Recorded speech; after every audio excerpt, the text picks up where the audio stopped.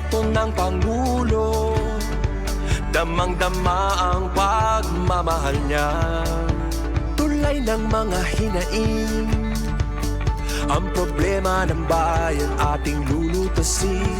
Tulay sa himpapawid, tulay ng pagbabago.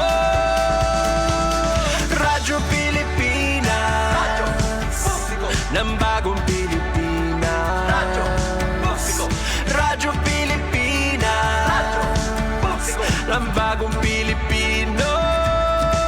Mga proyekto ng Pangulo, damang-dama ang pagmamahal niya. Radyo Pilipinas, radyo publiko, ang boses ng Pangulo.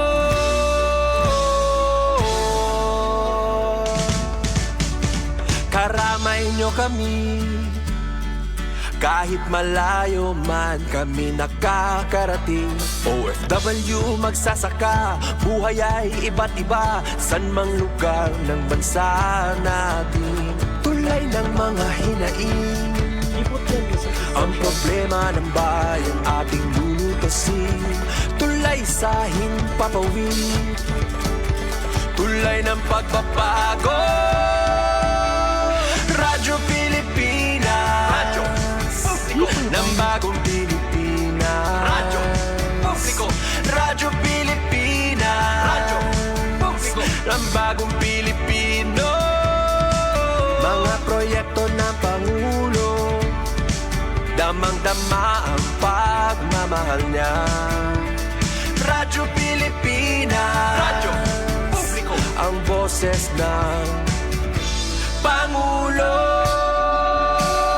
Radyo publiko, Radyo Pilipinas, radyo publiko, Radyo Pilipinas. Good morning, Eastern Visaya. Good morning, Eastern Visaya.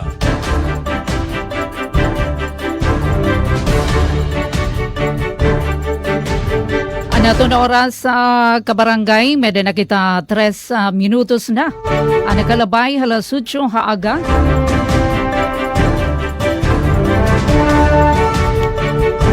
Good morning, welcome haton Tuesday edition, May 5, 2026. Haton taramdan, good morning Eastern Visayas.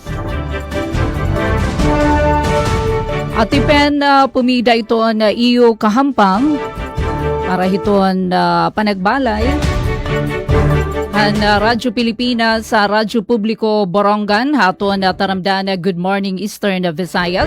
Kapag natong didiha master control ang aton magabtik nga inhinyero Engineer sa Mark Gagwang na Coach Euphem Buna Jr. Pinagiton na supervision ni Chief Tech Joey Policarpio nga syempre naton SM Ate Ruth Rivera Bunda para naman hadto na 1 hour nga mga balita impormasyon hapalibutan aton na rehiyon pinaagiton aton na mga kasugbong from PCO Radyo Pilipinas sa Radyo Publiko Calbayog mo pa nga morning ASM Jean Navilon sugad man na Radyo Pilipinas sa Radyo Publiko Sogod Southern Leyte pinagikan ati Gemma Distrisa maupay nga aga. Philippine Information Agency PIA Eastern Samar Miss V Tolentino Gumban. Good morning. DYDC FM na VSU Baybay City Micaela Gongora maupay nga morning. Naghihinaot kita no nga okay kita ina nga tanan na pagkatapos kita by ugun adto na probinsyan sinirangan Samar Kakulop. Aging downgrade tikang hadton ira syahan nga pa-report nga 6.1 magnitude amuin pinahabuban nga daha 6 magnitude. Pero bisan pa man makasug adto nga aton inabat bisan pa kon diri kitan sentro adto na Borongan dida naman San Julian makasug aton inabat nga pagbayog dinhi syudad hiton na Borongan. Nagdak cover and hold baka mo. Nakatupad may ate pe na CR. Anyway, thank you Lord. We are all safe.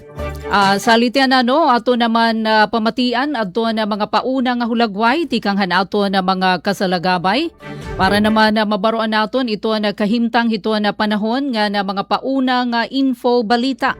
So didihaamon na medyo cloudy ito na ibain na nakaka-eksperyensya na tarihti hapag gaya na.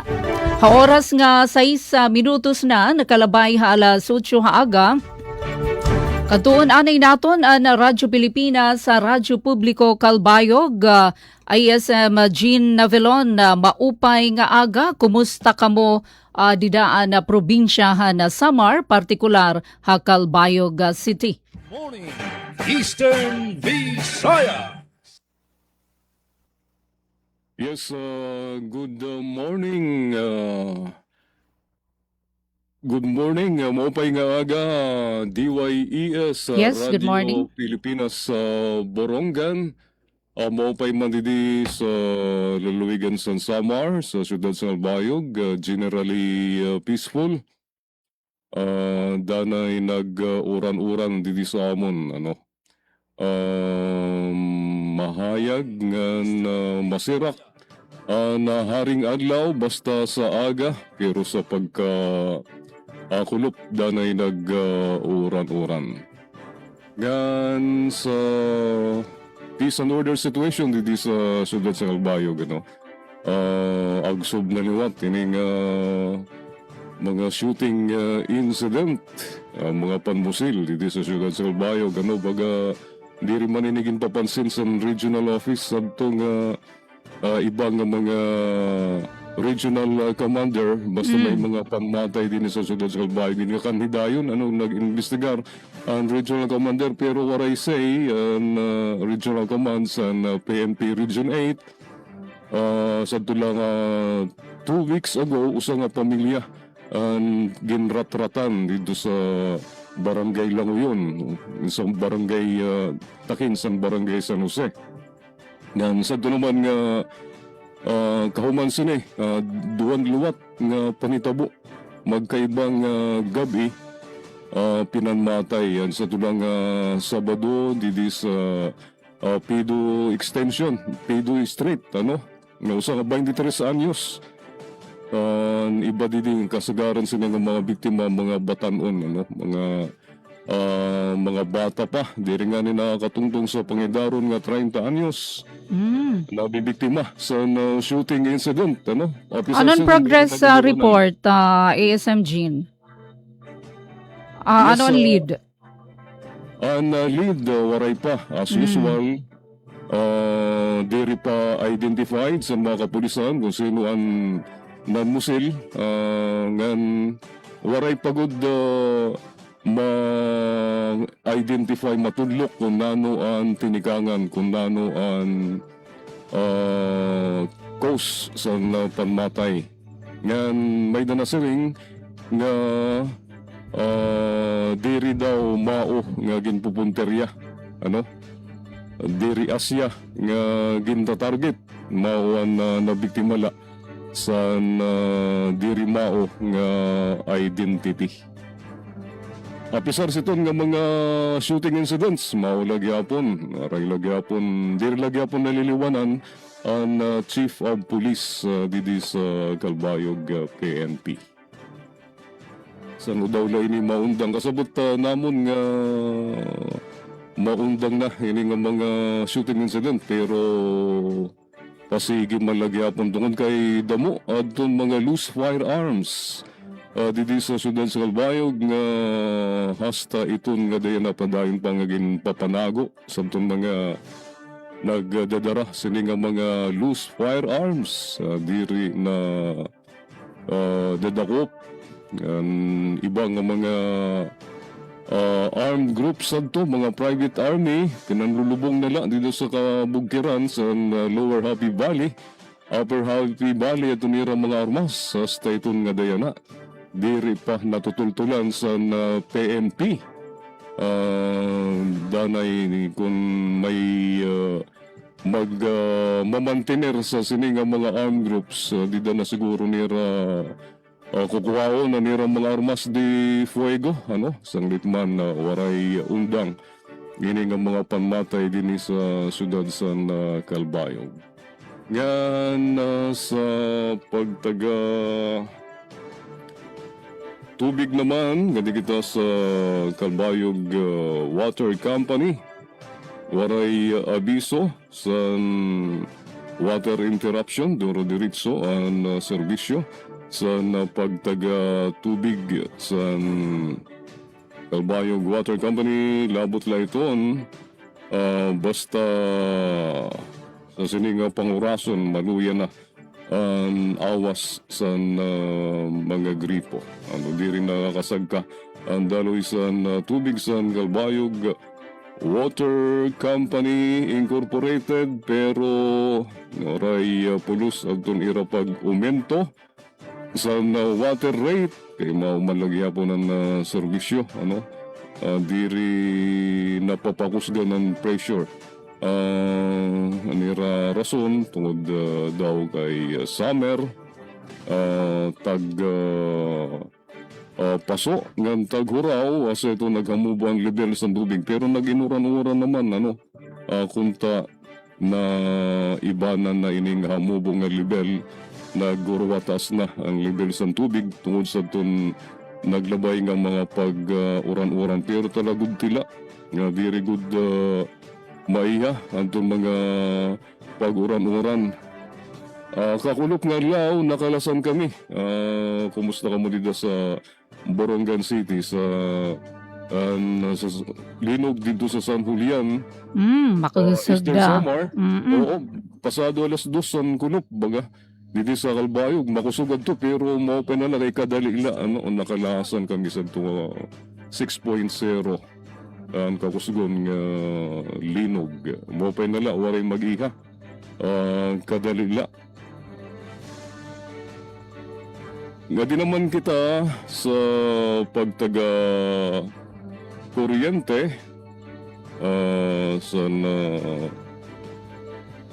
FB page sa Melco Uno, mga kasanggayan. Oray didi post na sa Melco Uno nga may scheduled power interruption. So diretso ining serbisyo sa kuryente din sa sudad sa Calbayog.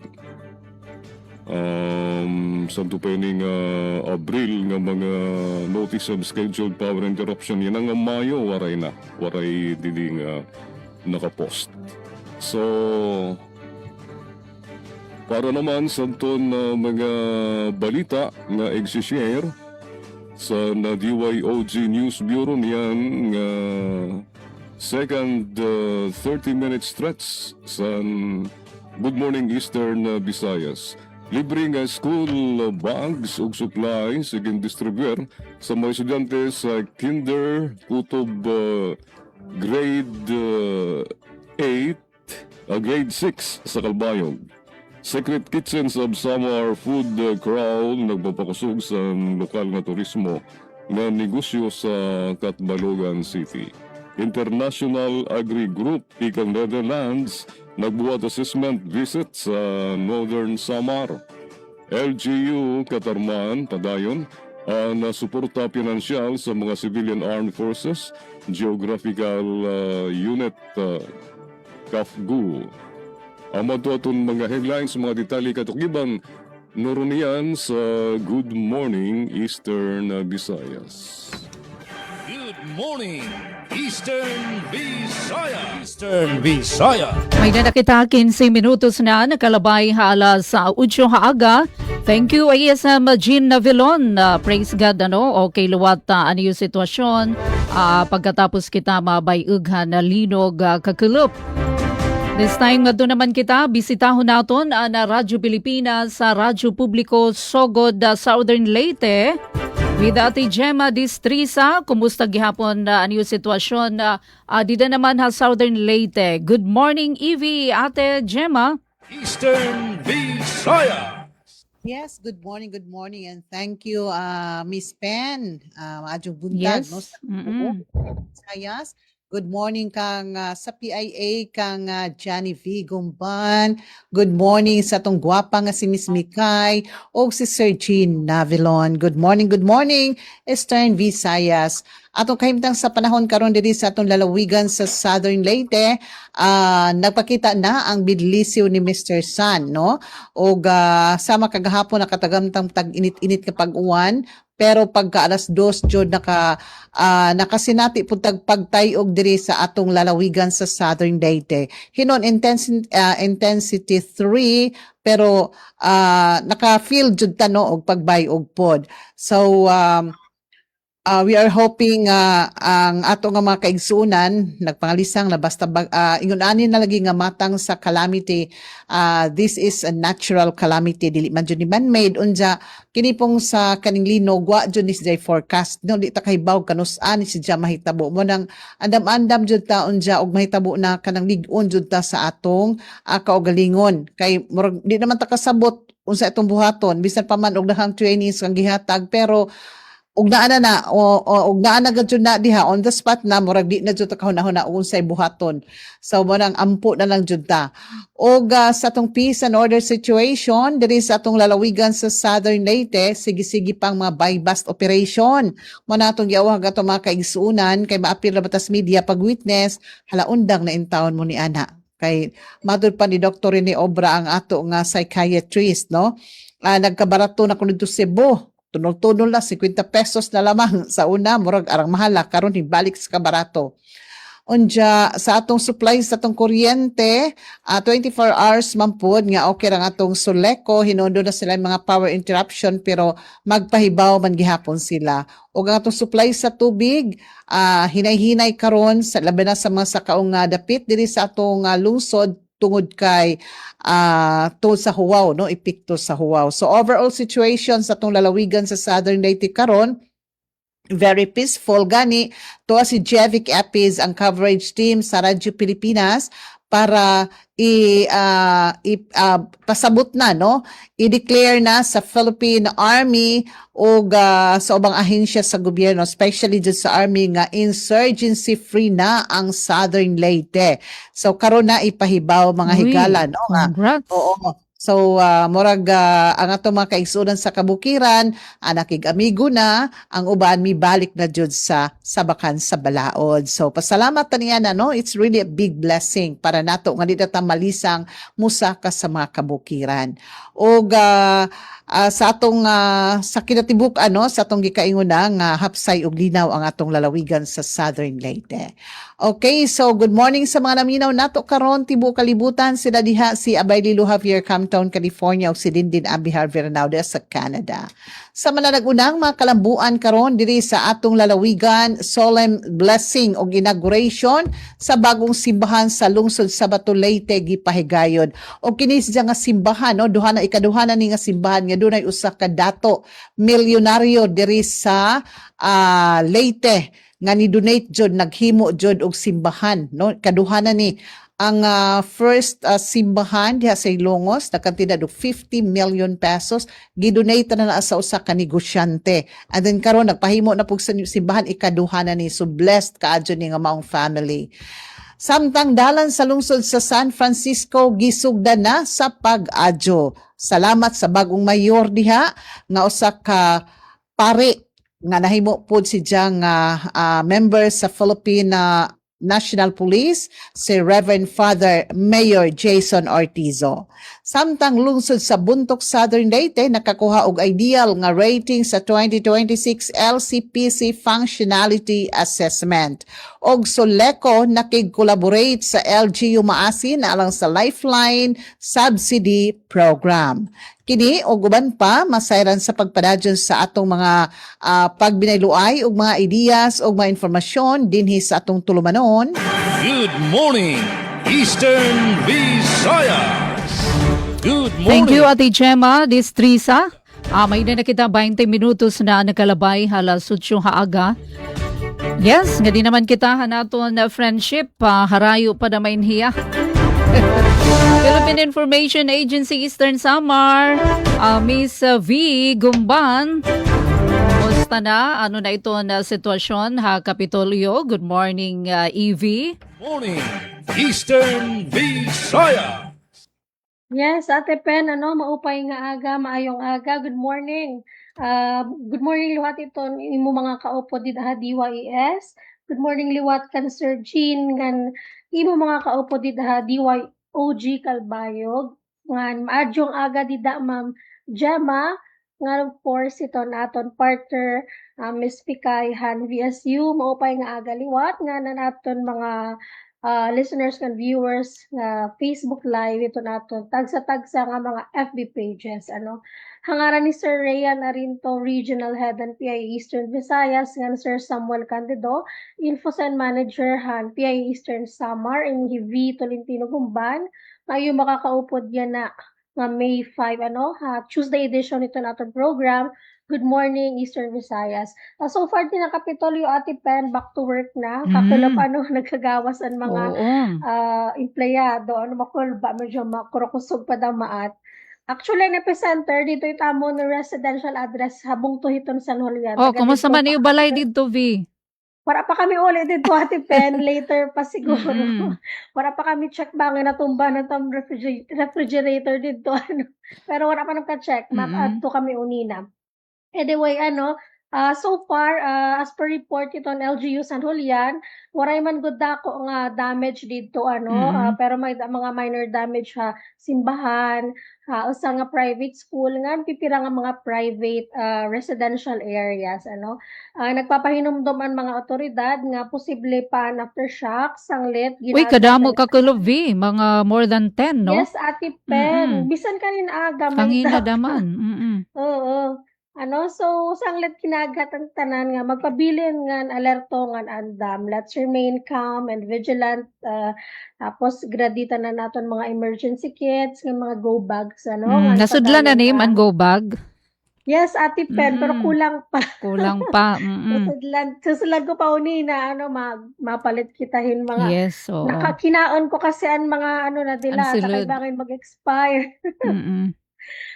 So otro ginpa hinumduman nga tanan nga magpabilin nga alerto nga vigilant nga of course prioritize your safety. Anyway, para iton headlines namon nga nahikayan PIA Eastern Samar para yan ang adlaw Mayo 4. Office of the President naghatag utanon nga ayuda habung 204 sa Eastern Samar nga job fair Eastern Samar nagbukas oportunidad usa nga solo parent siyahan nga hired on the spot. So para kadugangan nga mga impormasyon hini nga mga headlines aton may babatian later second half ito naton program. Good morning Eastern Visayas. Good morning, Eastern Visaya. All right, so thank you Miss V Tolentino Gumban. Ngadto naman kita Visayas State University, Habaybay City, DYDZ-FM, Miss Micaela Gongora. Maupay nga morning, Ate Mikay. Eastern Visaya. Yes, good morning. Maupay na aga, Ate Pen, and sa kinatibok ang puwersa sa Radyo Pilipinas Burungan. Maupay na aga gihapon kang Sir Gina Vilon sa Radyo Pilipinas Kalbayog og sa kinatibok ang puwersa. Og sa mga nagpaminaw usab diha sa Samar areas. Yes, maadyong buntag, maupay na aga, good morning. Ingon man sa kinatibok ang puwersa sa Radyo Pilipinas sugod piday kang Ma'am Gemma. Maadyong buntag, Ma'am. Ingon man sa PIA Eastern Samar pinagi ni Ma'am V Gumban. Yes, maupay na aga. And sa tanang nagpaminaw nato karon maparadyo man o via Facebook Live. Good morning. Oo, across Eastern Visayas good morning. And ingon man sa bisan asang dapit. Sa ngalan sa mong station manager, Dr. Cristina Gabrilio, Radio Engineer Sean Villa Gonzalo, kini si Micaela Gongora, ang inyong makauban gikan sa VSU DYD sa FM, makatud kaninyo sa mga balita, updates ug kalambuan dinhi sa atong dakbayan sa baybay. Okay, so speaking of pagtayog o earthquake, na feel gihapon namo diri sa Leyte, no, specifically sa Dakbayan sa Baybay dinhi sa atong Tungan Visayas State University main campus. Kusog-kusog sab no ang atong na feel nga pagtayog kagahapon pasado alas 2 sa hapon. As of now, or there were no confirmed reports of damage man po dinhi sa atong VSU campus, kay nagpahigayon gyud diretso ang atong concerned authorities no inspeksyon og safety assessments sa atong mga buildings diri, considering natay mga dormitories po diri ano nga medyo kuan na gyud mga karaan na. So mao to mga higala no ang atong updates or kabahin sa pagtayog kagahapon dinhi sa atong tunghaan VSU. And sa lain pang impormasyon sa ato namang weather, sa weather update naman din sa atong Dakbayan sa Baybay. So ang atong nasinati karon na walay pag-ulan apan dili gyud ingon ka init no, dili hingpit nga sirak gyud no ang atong haring adlaw. So partly cloudy skies to at times cloudy no, so with rain showers base sa gipagawas nga regional forecast sa Pag-asa. And nasa 26 degrees Celsius ang atong temperatura, ang 26 to 32 degrees Celsius ang atong temperatura karong adlaw Martes sa Mayo 5 mga higala. And sa lain pa nga update, ang atong Baybay City Information Office nagpasabot no, mahinungdanong pahibalog, ipasabot nga ang mga nalista nga civil society organizations nga na nakapost sa Facebook page sa Baybay City Information Office. So ubay gyud ni dili na ako basahon tanan, apan you can visit the Facebook page of the Baybay City Information Office aron masayran ninyo kung unsa ang mga CSOs or civil society organizations nga pwede na ninyo makuha ang inyong sangguniang panglungsod resolution o Certificate of Accreditation dito sa City Vice Mayor's Office, 3rd floor Baybay City Hall. So ana naka-post no. Tanawan na lang ninyo ang lista kung kinsa kini nga mga CSOs mga higala. And padayon gyapon no ang pagpahigayon og sa National ID registration dinhi sa atong Baybay City LGU. Pinagi sa City Information Office, mamay mong mubisita lamang kamo dito aron inyong aron kamo makakuha no og priority number, kay 70 lamang, 70 lamang ka kliyente ang ilang pwede ma-cater sa usa ka adlaw. So paunahay gyud ni mga higala sa mga wala pay national ID, mamay mo kamo mobisita sa Baybay City Information Office pag secure kamo priority number mga higala. Okay, so sa atong update naman sa LIECO 4, adto na sila gipagawas nga Power Advisory number 2026-033. So poll relocation kini ugma pohon Mayo sa Wednesday 9 a.m. to 5 p.m. So 8 hours ka na mga higala. Ang apektado niini back part of the gym of Barangay Tejero, Hilongos mga higala. And ano na pa another Power Advisory number 2026-034. Poll relocation gihapon Mayo 7 adlong Huwebes 9 a.m. to 5 p.m. 8 hours. Apektado niini Pabahay and Sitio Balwang, Kabulisan, De Los Santos, Inupacan and Mahilom, Hindang mga higala. Okay, so sa atong peace and order situation, so far generally peaceful gihapon natong Dakbayan sa Baybay. Atong kapulisan hingpit gyud nagpahinumdom sa atong mga katawhan no nga dili likayan gyud ang paggamit sa illegal nga droga. So don't try not even once, kay delikado no, and makaguba gyud ni og kinabuhi. So mo na ang ilang gipalig-on pa gyud no ang kampanya and awareness kabahin ning anti-illegal drugs mga higala. And mao kana sa water naman update sa Baybay City Water District, so far wala sila gipagawas ng abiso, so atong lauman ang padayon nga supply sa tubig dinhi sa atong Dakbayan sa Baybay. So mo kana mga higala ang atong mga paunang impormasyon, updates dinhi sa Dakbayan sa Baybay ug sa atong Tungaan Visayas State University. Ug alang sa mga balita ang nakalap, Baybay City LGU nagpahigayon og National ID Registration Drive. ATIRT sa 8 nagpaligon sa kahana sa AEW sa rice harvest ug post-harvest operations, pre-marriage orientation and counseling gilumsad sa Baybay City. At ang iyang dugang detalye ning mga balita sa second half ning atong tulumanon. Good morning Eastern Visayas. Good morning, Eastern Alright, so Visayas. adi naman ilatag naton ang mga laray uluhan na mga dagkeng nga mga sumat na likom na Radyo Pilipinas sa Radyo Publiko Borongan. Makasag na linog ha Eastern Samar naghataghin menor nga danyos. Trabaho klase suspendido. 10 million peso fuel subsidy program fund ginaprobaran na konsehohan na syudadhan Borongan. Mga estudyante kawanihan na DepEd Eastern Samar talwas sa linog. Amin ni kabarangay adto na mga larayuluhan na daghang nga mga sumatestehanon kanay detalye aton ilalatag hapag babalik dinila aton taramdan. Morning, Eastern Visayas. Serving the Republic of the Philippines for more than 75 years. Ito po ang Presidential Broadcast Service sa Borongan, Radyo Pilipinas, 657 AM.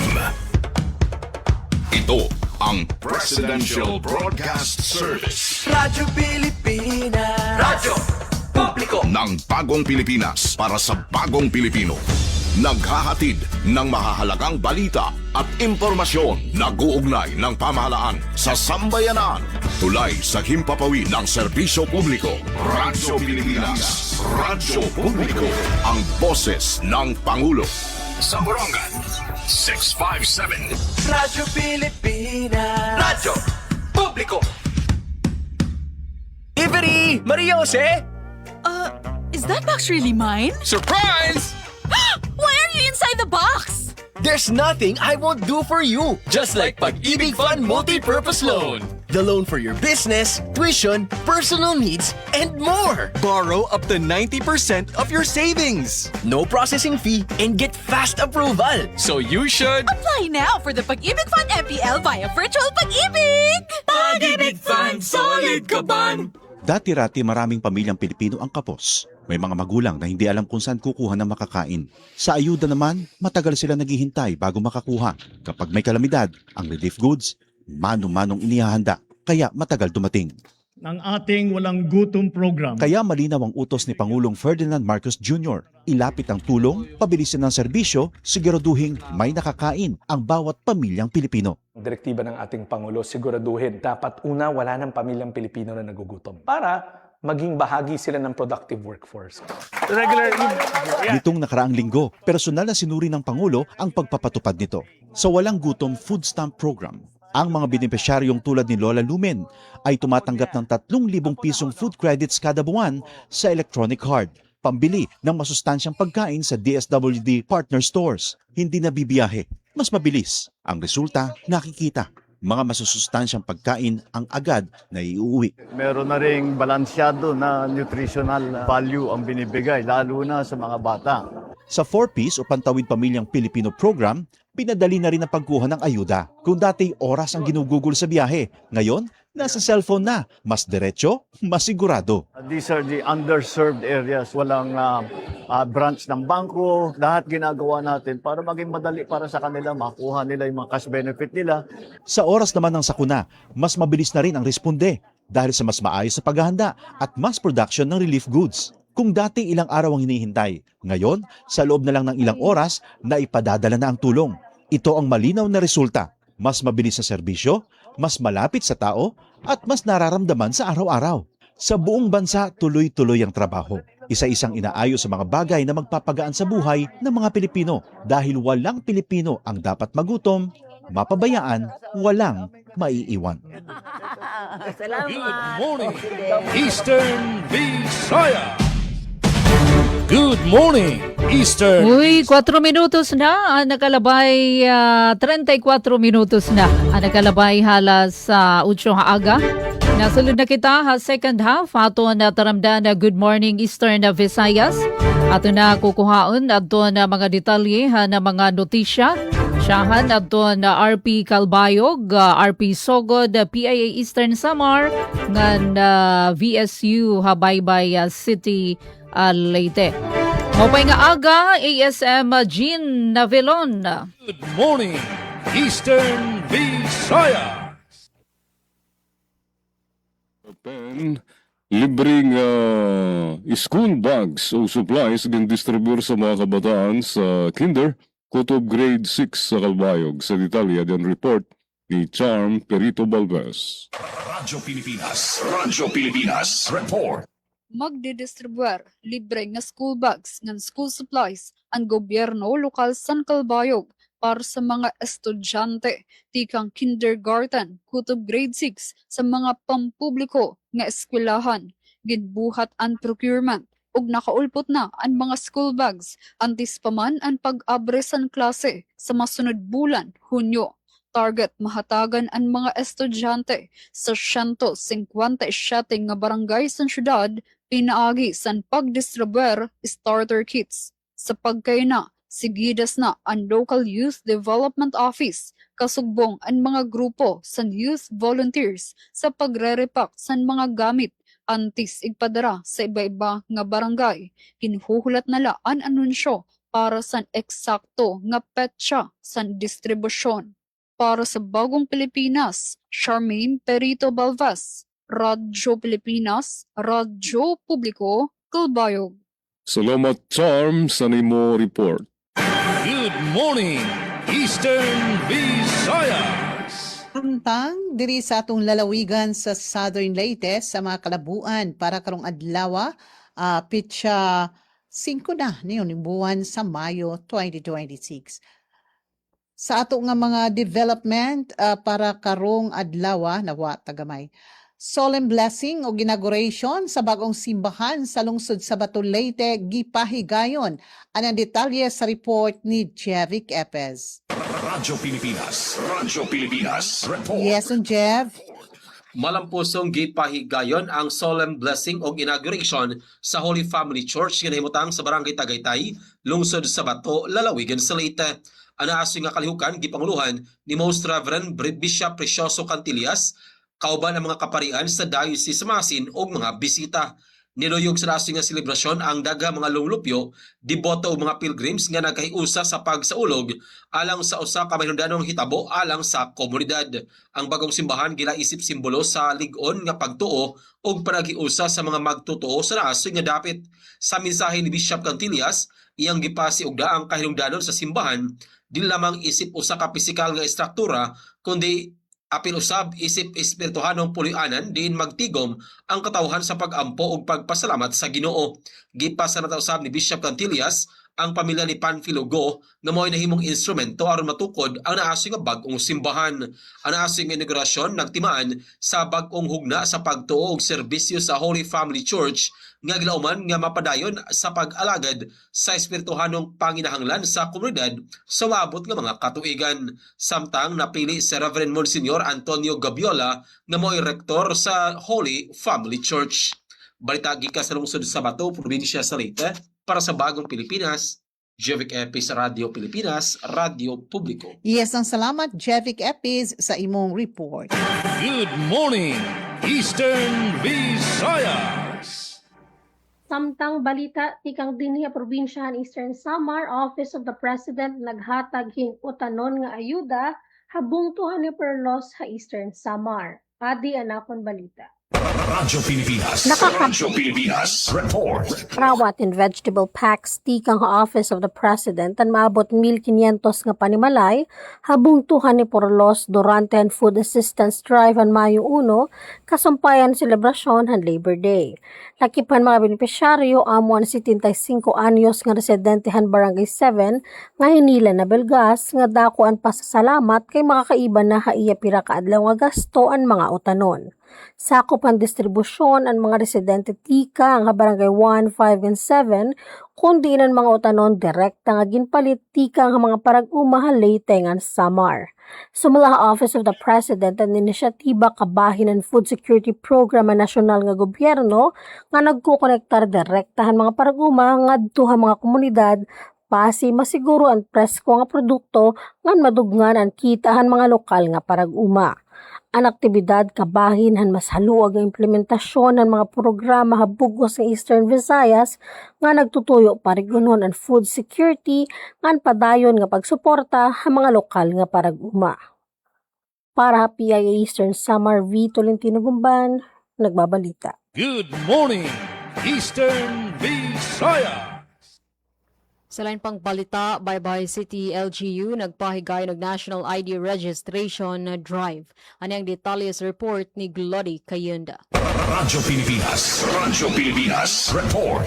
Pahayag ni City Social Welfare and Development Officer Dr. Manuel Icon P. Donaire nga ang National ID nahimo ng opisyal nga requirement alang sa tanang matang sa financial assistance gikan sa gobyerno. Tungod niini, naglunsad og National ID Registration Drive ang Baybay City Local Government Unit kon LGU. Pinaagi sa City Information Office kon CIO aron mapadali ang pagproseso sa mga benepisyaryo. Sumala sa LGU tumong sa kalihukan nga masiguro nga makakuha og e-fill ID ang tanang nakarehistro na apan wala pa makadawat sa ilang physical ID. Lakip na ang mga adunay daan nga national ID nga napapas na ang litrato o dili na dawaton sa mga transaksyon. Giauhag sa lokal nga panggamhanan ang tanang sektor sa komunidad nga pahimuslan kining higayuna. Ilabi na ang mga benepisyaryo sa 4Ps, senior citizens, persons with disability kon PWDs, solo parents, mga mag-uuma, mangingisda, transport groups ug uban pang sektor nga nakinahanglan og government assistance. Gipahibalo usab nga adunay gikatak ng schedule sa registration karong bulan sa Mayo nga maglakip sa mga petsa 4, 6, 7, 8, 9, 16, 23 ug 30. Human niini posible nga madugay pa o na makabalik ang registration team sa Baybay City tungod sa ilang sulod nga schedule sa ubang lungsod sa 5th distrito sa Leyte. Pusa, gidasig ang publiko nga dili na maglangan og moapil sa registration aron malikayan ang kakulang sa dokumento sa pag-avail sa mga benepisyo gikan sa gobyerno. Gikan sa VSU DCFM, Glody Kayunda. Good morning, Eastern Visayas.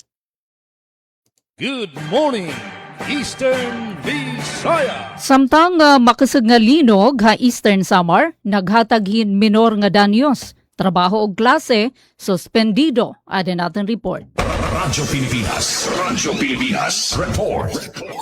Ginbayaghin magnitude 6.1 nga linog ang probinsyan Eastern Samar alas 2:09 kakilip nga adlaw Mayo 4. Sumalhan situational report han Provincial Disaster Risk Reduction and Management Office PDRRMO.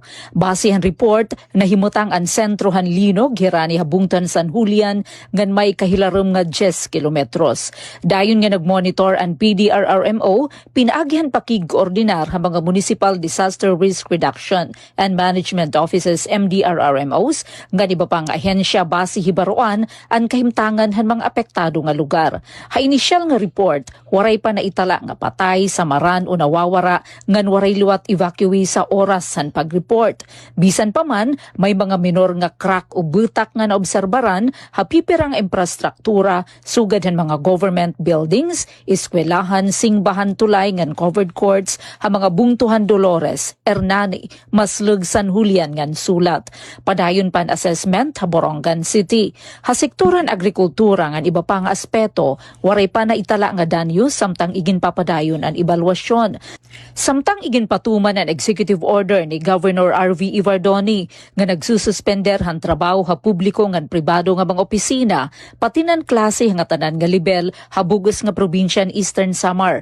Padayon nga naagian ang nga tanan nga kalsada ngan tulay samtang normal ang supply han kuryente ngan komunikasyon.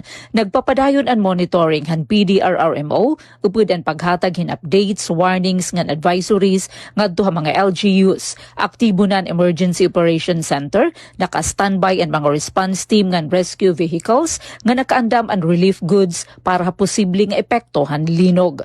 Para ha Bagong Pilipinas, Penelope Pumida, Radyo Pilipinas, Radyo Publiko, Borongan. Good morning, Eastern Visayas. Secret Kitchens of Samar Food Crawl nagpapakusog sa lokal nga turismo nga negosyo sa Catbalogan City sa detalyadan report ni Suzette Pretencio.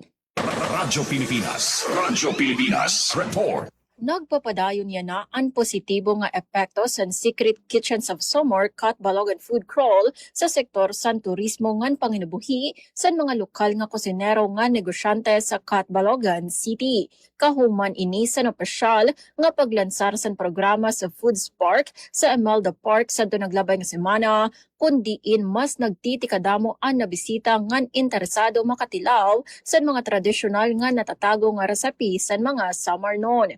Pinaagi sa inisyatibo, mas naipapakilala ang culinary identity sa Catbalogan, pinaagi sa kampanya nga kara sa Catbalogan nga nagtutudlo sa importansya sa lokal nga kultura ngan pagkaon. Dako gihapan bulig sini sa mga food artisans ngan gugti nga negosyo tungod kay nahatagan sa rasa ni gayon nga mas makilala ang era produkto ngan serbisyo. Ginlalauman sa mga pasyales nga pinaagi sa food crawl, mas madudugangan pa ang turismo sa syudad ngan probinsya samtang ginpaparig-on ang pagpreserbar sa samarnon nga panluto ngan tradisyon. Para sa Bagong Pilipinas, Suzette Pratencio, Radyo Pilipinas, Radyo Publiko, Kalbayog. Salamat sa nimo report. Good morning, Eastern Visayas. Balik diri sa atong lalawigan sa Southern Leyte, mga dalan sa lungsod sa San Francisco, Southern Leyte, gisugdada sa pagpaadyo. Ania ang atong report. Radyo Pilipinas report. Lungsod sa San Francisco, Southern Leyte, gisugda na sa lokal nga gobyerno ang pag-adyo sa dalan sa lungsod sa San Francisco aron mapalambo ang kaluwasan sa mga motorista. Sumala sa mga opisyal sa panguna ni Mayor Jason Ortizo, kini nga proyekto kabahin sa mas lapad nga plano sa infrastruktura nga maghatag og proteksyon o kaharuhay sa publiko. Padadyo ng implementasyon sa mga road repairs o rehabilitasyon sa mga nagkalenlaing barangay. Gilauman nga mahuman ang kadaghanan sa mga buluhaton sa dili pa moabot ang fiesta. Aron malikadyan ang aksidente o mapadali ang pagbiyahe sa mga residente o ingon man bisita. Naglaom usab ang komunidad nga pinaagi sa maadyong dalan, mas mapalambo ang ekonomiya sa lungsod ug madani ang daghang turista sa umaabot nga mga selebrasyon. Ang mga motorista nagpahayag sa ilang suporta ug pagpasalamat sa maong inisyatiba nga gipangunahan ni Mayor Jason Ortizo. Balita gikan sa lungsod sa San Francisco, Southern Leyte, para sa Bagong Pilipinas, Gemma Destriza, Radyo Pilipinas, Radyo Publiko. Good morning, Eastern Visayas. Samtang job fair ha Eastern Samar nagbukas hin oportunidad. Usa nga solo parent siyahan nga hired on the spot. Adi ang aton balita. Usa nga solo parent tikang habungtuhan San Policarpo ang naging siyahan nga aplikante nga na-hire on the spot durante ang 124th Labor Day Job Fair nga ginbuhat sa Provincial Capital Gym han Lunes nga adlaw Mayo 4. Dako ang pasasalamat ni Kay Marie Obon, ha gobyerno probinsyal nga na Department of Labor and Employment, ha paghatag yung oportunidad nga makaturoy yung trabaho ang mga breadwinner ha pamilya sugad ha iya. Ang job fair ginorganisar ang Provincial Government of Eastern Samar, ha pakipagsumpayan ha dole nga may katuyuanan paghatag yung oportunidad sa mga estehanon nga nagtuturoy yung trabaho. Mas sobra 1,600 nga job vacancies tika nga 19 nga lokal nga upat nga overseas employers ang gin-offer ha nasabing aktibidad. Samtang 14 nga ahensyahan gobyerno ang naghatag hin mga serbisyo may kalabutan ha employment. Sumula kan Governor Ralph Vincent R.V. Iverdone, ang sugad nga aktibidad inimportante base mabuligan ang mga job seekers nga magamit ang irang mga abilidad nga makabiling hin trabaho para ha ira pamilya. Sumula naman kan Dolde Regional Director Attorney Dax Villaruel, ang job fair nagtutuyo ang matagan hin mas mahaluag nga oportunidad sa trabaho ang mga job seekers ngan parigunon ang lokal nga ekonomiya, pinaagi han pagdugtong han mga aplikante ngan mga employer. Gimbuhat liwatan aktibidad, kasumpayan kadiwa ng Pangulo nga naghatag hin barato nga mga produkto agrikultural ngan processed goods tikang han mga livelihood organizations ha probinsya han Eastern Samar. Para PIA Eastern Samar, V. Tolentino Gumban, nagbabalita. Good morning, Eastern Visayas. Samtang ATIRTZ 8 nagpaligon sa kana sa AEW sa rice harvest ug post-harvest operations. Ani ang detalye sa akong report. Radyo Pilipinas Report. Ipahigayon sa Agricultural Training Institute Regional Training Center kung ATI-RTC8 ang duha ka batch sa training sa harvest ug post-harvest management natong April 13 kutob 17 ug April 20 kutob 24 ni kasamtangang tuig aron mapalambo ang kahana sa agricultural extension workers kung AEWs sa hustong pag-ani ug post-harvest sa humay.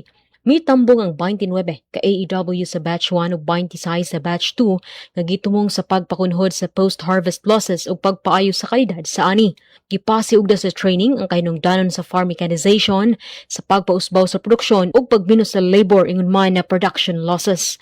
Giisgutan usab ang hustong timing sa pag-ani, lain-laing mga harvesting systems, drying principles ug angay nga post-harvest handling ug processing. Ang masayran nga doon usay hands-on exercises di nakato ng mga partisipante sa operasyon sa rice combine harvester, recirculating dryer ug rice mills lakip na ang proseso sa pagpauga ug paggaling. Sumala nila ni Lina Y. Amameyo sa LGU Kabuktayan Biliran dako ang tabang sa maong training sa pagpalambo sa iyang kahibalo sa hustong teknik sa pag-ani ug pagdumala sa ani. Iyang gipasi ugda nga dako ang production losses human sa harvest tungod sa sayop nga handling ug storage ug ang iyang nakatunan makatabang sa mga maguma aron mas mapataas pa ang produksyon. Ang maong kalihukan nagpaligon sa mandato sa ATI-RTC8 sa paghatag ng science-based nga teknolohiya ug serbisyo pinagi sa AEWs aron mas mapaayo ang rice post-harvest systems ug makunhuran ang production losses. Ang maong balita na hikay kauban ng ATI-RTC8 gikan sa VSU DYD's FM, Micaela Gongora. Good morning Eastern Visayas. Good morning,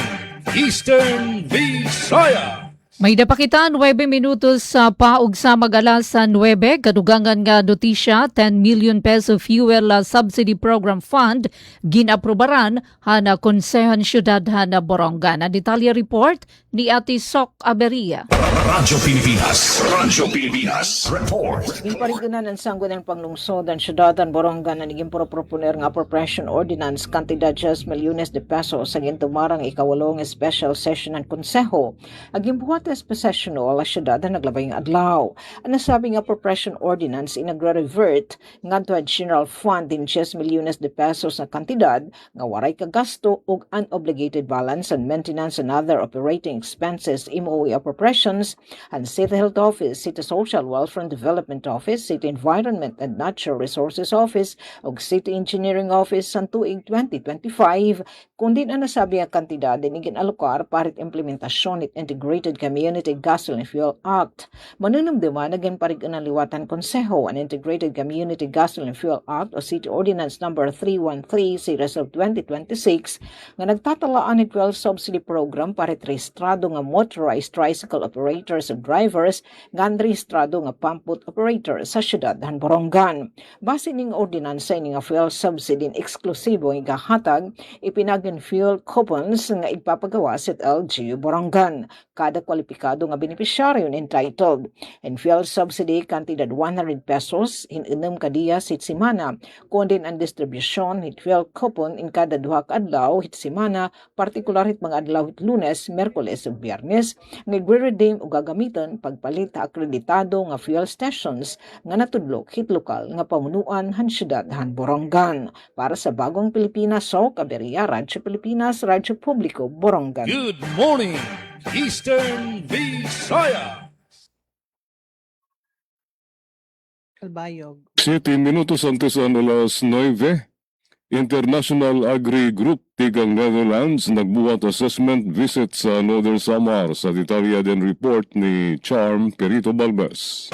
Radyo Pilipinas Report. Nagbuhat assessment visit sa Northern Samar and Eco Cultivate usa nga sustainable agriculture organization na nakabase sa The Hague, Netherlands. Ginbisita san grupo ang pipira nga demonstration farms san gobyerno probinsyal pinaagi san Provincial Agriculture Office, lakip ang Provincial Agriculture and Fishery Extension Center, Libas Estate Multiplier Farm ngan Agricultural Research and Development Center sa Lope de Vega. Katuyuanan san pagbisita nga surion ang presente nga kamutangan san agrikultura sa probinsya, matudlok ang mga kusog ug kakulangan ug hibaruan kundiin pwede makabulig ang era teknikal nga kinaadman. Nagpahayag liwat ang grupo sa era intensyon nga magbuhat capacity building program para sa agricultural extension workers sa probinsya. Ginalauman nga ang sugad ng mga klase san kolaborasyon ang makakabulig sa pagpakusog san kinaadman ug suporta sa mga parauma sa Northern Samar. Para sa Bagong Pilipinas, Charmaine Perito Balvas, Radyo Pilipinas, Radyo Publiko, Calbayog. Salamat Charm sa nimo report ng din hinala tutubtob ang participation sa DYOG Radio Pilipinas Calbayog sa Good Morning Eastern Visayas Tuesday edition. Sa ngaran sa nakaupod ko sa controls si Rizano, yan iyo nakaupod Jim Navilon. Salamat. Good morning Eastern Visayas. Good morning, Eastern Visayas. Yes, atong tak na mga higala, it's 55 minutes after 8 in the morning. Murag apiki na sadta, 56 na. Apiki na sab, muhatag pata, og dugang pang informasyon. So magpasalamat na lamang pud mi in behalf sa atong station manager sa Radyo Pilipinas sa Sogod, sa atong kinatibukang fwersa diri sa Master Control atong katubang si Noel Palogod, sa atong admin, sila si Miss Rosemary Bicati, si John Amora ug si Igoy Paul. Sa atong production section, sila si Aljon Malot, Miss Ria Mikate, Roel Bugnos Jr., Dalia Orita Tuwil ug si Jevic Epez. Kininjong higalag-alagad sa kahanginan si Gemma Destiza nakiguban sa atong Martes nga edisyon sa atong tulumanon. Good morning, Eastern Visayas. Miss V? Good morning, Eastern Visayas. Alright, Miss V, para haton panamilit. Or kadto nato ni Miss Mikay na DYDZ FM. Yes, oo. Gikan sa VSU DYDZ FM. Oh, Ma'am V? V?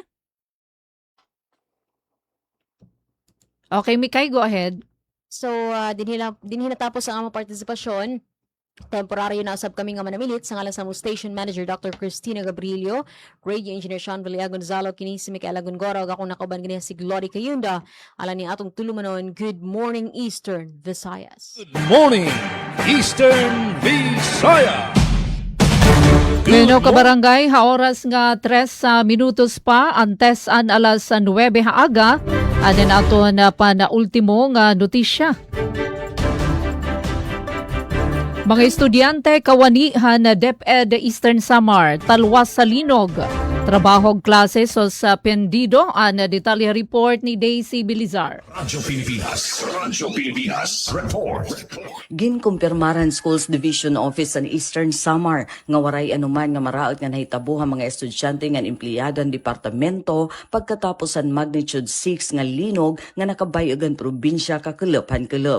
Sumalahan situation report nga ginpagawas ni Mr. Abner Aclao, Information Officer han SDO Eastern Samar. As of 3:21 p.m. taluwas nga waray na report nga nasamaran ang mga personnel nga estudyante hailarom han dibisyon. Padayon na ang gindudumara nga rapid assessment of damages han disaster risk reduction and management team ang mga edipisyo, classrooms nga iba pa nga pasilidad ng mga eskwelahan agud masiguro kung talwas pa ba ini gamiton. Nahibalik aton supplyhan kuryente ang mga lugar nga nagka-brown out darahad ton pagbayog han tuna ngan ginsuspender aton trabaho ngan klase bugos nga probinsya agud masiguro ang seguridad nga tanan labi na antika nga mga posible pa nga aftershocks.